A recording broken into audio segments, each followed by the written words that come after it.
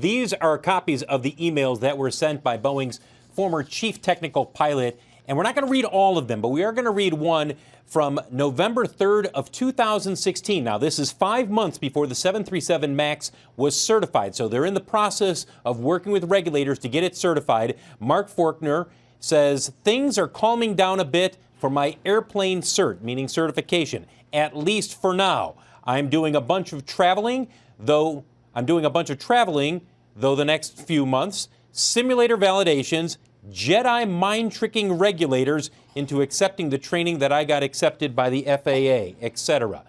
Guys, we should point out, we did talk with Mark Faulkner's attorney, and he was emphatic in a response to us saying that Mark's career at the Air Force, the FAA, Boeing, was about safety. He would never put anyone in an unsafe plane.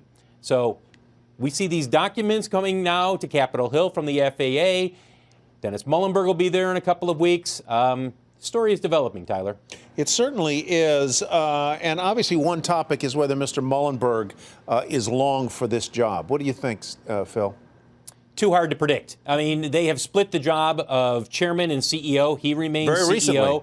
Now, yeah, and David Calhoun, they did this just last week. David Calhoun, who was lead director at Boeing, has been on the board since 2009. He now becomes non-executive chairman. But I think that he even said in his statement, he expects to be active, and the board has taken on a more active role, especially as the company is trying to assure regulators and the folks in Washington that safety is a priority. So there's no way for me to prognosticate the future of Dennis Muhlenberg at Boeing. But clearly, these documents and the exchange between the FAA and Boeing, and by the way, Dennis Muhlenberg and the FAA administrator did talk this afternoon.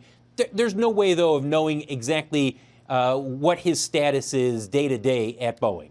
All right, Phil, any final thoughts here on Boeing before we get to final trades? This is kind of strange how it still, even today, holds in with the news that we just heard about it. So it was, to Guy's point, it was moving sideways for the most recent past, for the last couple of days or months. And now you start to see this headline again, risk, and it still holds in.